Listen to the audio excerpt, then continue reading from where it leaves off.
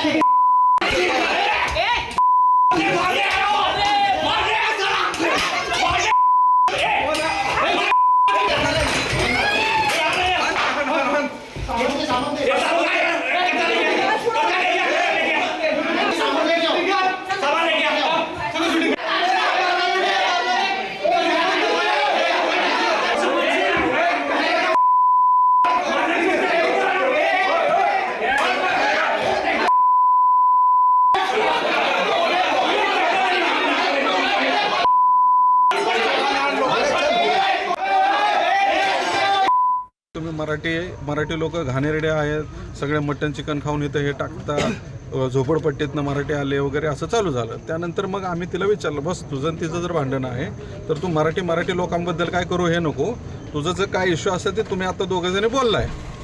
त्यानंतर मग ते चालू केलं की तू टाकले आगे, तर मी तिला हे सांगितलं की बस माझ्या आई एक्सपायर झाल्या, त्याबद्दल आम्ही केस काढलेत, तर ते टाकल्याशिवाय तिने बोलवलंच नाही।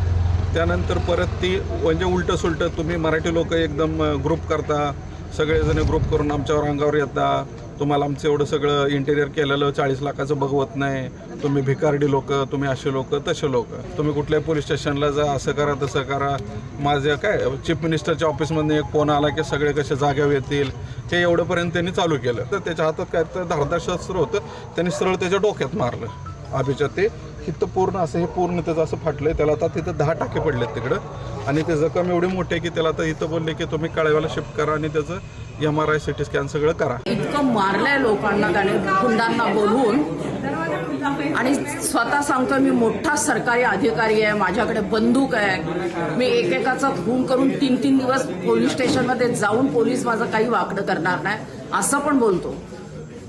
खूप अत्याचार बिल्डिंगमध्ये त्याचा वाढलाय, त्याला ना सस्पेंड केलं पाहिजे कामावरून, आणि बिल्डिंगमध्ये सर्वांशीच तो असं, त्याच्यापेक्षा त्याची बायको आणखी डेंजर आहे। पण त्या देशमुख कुटुंबाच्या सोबत बरोबर त्या सोसायटीच्या सोबत आम्ही महाराष्ट्र नवनिर्माण सेना पूर्ण ताकदीने आम्ही त्यांच्या पाठीशी उभे राहणार आहोत, आणि जर येत्या 24 तासात जर त्या आरोपीला अटक केली नाही तर महाराष्ट्र नवनिर्माण सेना ही रस्त्यावर उतरणार। तर 24 तासानंतर महाराष्ट्र नवनिर्माण सेना त्या शुक्लाला जिथं असेल तिथं आमच्या पद्धतीने आणून इथं पोलीस स्टेशनला जमा केल्याशिवाय आम्ही राहणार नाही।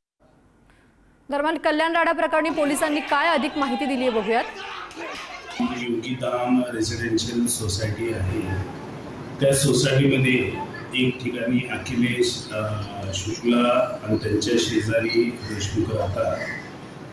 उदबत्तीचं जे धूप आहे, धूप लावण्यावरून धूर एकमेकाच्या घरात जाते म्हणून दोघे एकमेकाला शिवीगाळ केले, मारहाण केलेली आहे। मारहाणीमध्ये देशमुख जखमी आहेत। दोघांच्या तक्रारीवरून दोघांची गुन्हे दाखल करण्यात आलेले आहेत आणि तपास आणि चौकशी चालू आहे।